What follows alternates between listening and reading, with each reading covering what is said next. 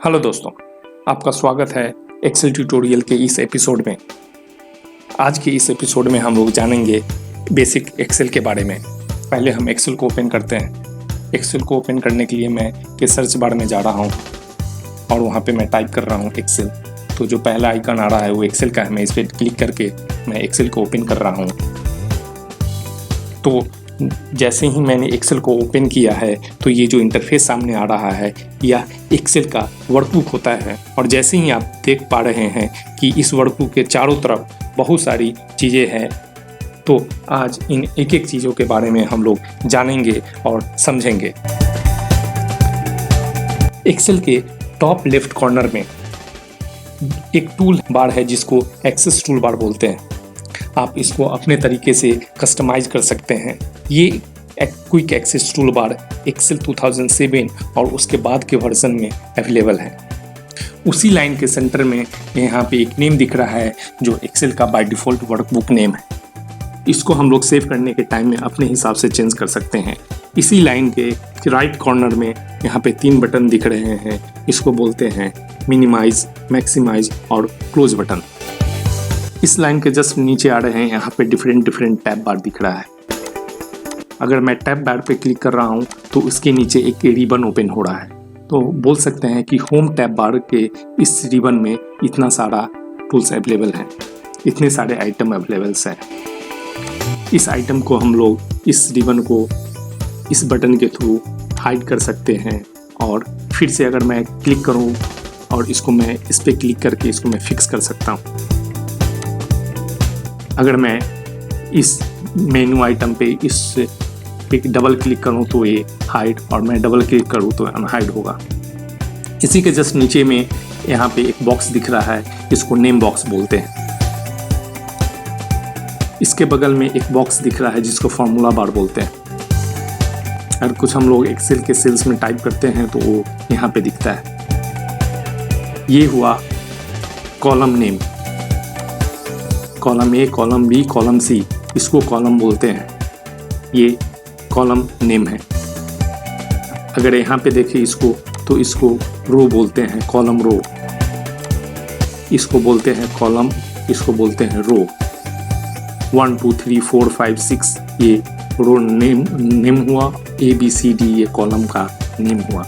इसके जस्ट नीचे आ रहे हैं तो यहाँ पे एक टैब दिख रहा है जिसको एक्सेल वर्कशीट बोलते हैं। बाय डिफ़ॉल्ट सीट 1 करके एक्सेल का नेम आया है। मैं इसके बगल में प्लस जो बटन है उस पर क्लिक करूंगा तो यहाँ पे एक्सेल वर्कशीट ऐड होते जाएंगे।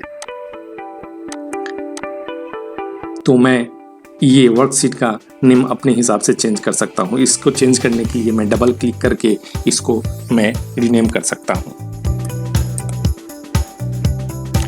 इन सारे टैब का कलर भी मैं अपने हिसाब से चेंज कर सकता हूँ। इसको चेंज करने के लिए राइट क्लिक, टैब कलर, और जो मैंने कलर सेलेक्ट किया उसके थ्रू मैं ये चेंज कर सकता हूँ। तो ये सारे हुए एक्सेल शीट्स। इसके बाद यहाँ पे जो एक स्क्रॉल बार दिख रहा है इसको बोलते हैं हॉरिजॉन्टल स्क्रॉल बार। इसके थ्रू आप राइट लेफ्ट की तरफ जा सकते हैं। और ये हुआ वर्टिकल स्क्रॉल बार, इससे अप या डाउन जा सकते हैं। इसके जस्ट नीचे यहाँ पे एक टूल्स दिख रहा है। इस टूल को जूम इन जूम आउट बोल सकते हैं। अगर मेरे को एक्सेल को जूम करना है तो मैं प्लस साइन पे क्लिक करूँगा। यहाँ पे आप देख रहे हैं 130% हो गया। और मैं इसको माइनस साइन पे क्लिक करूँ तो ये 70 घट रहा है, तो मैं 100 पे करके इसको छोड़ दे रहा हूँ। तो ये एक्सेल वर्कबुक क्या है? तो एक्सेल वर्कबुक एक कलेक्शन ऑफ शीट्स है।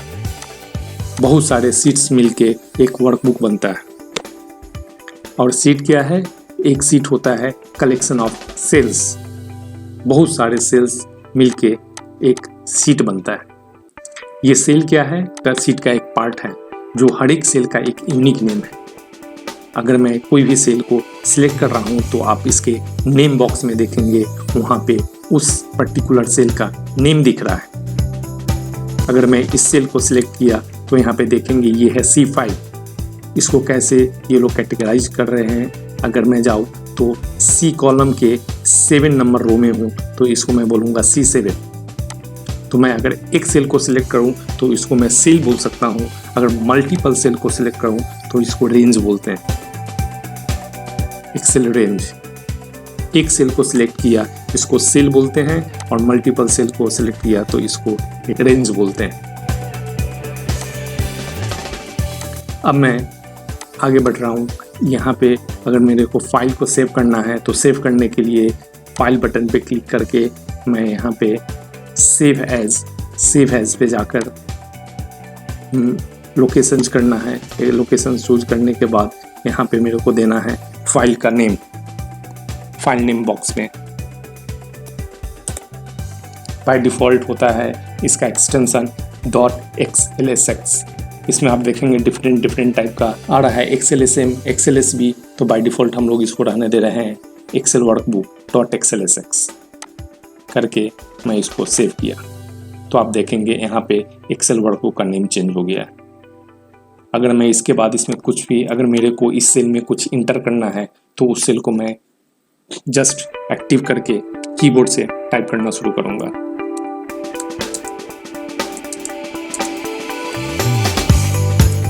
और एंटर प्रेस बटन किया। अगर मेरे को इसमें कुछ मॉडिफाई करना है तो जस्ट मैं सेल को क्लिक करके उसको डबल क्लिक कर रहा हूँ। डबल क्लिक करने के बाद मेरे को जो मॉडिफिकेशन करना है मैं उस पर जाकर मॉडिफिकेशन किया। और मैं डायरेक्ट फार्मूला बार से भी इसको मॉडिफिकेशन कर सकता हूँ। मॉडिफाई करने के लिए मैंने उस सेल को सिलेक्ट किया, फार्मूला बार में जाकर मैंने वहाँ से उसको मॉडिफाई किया।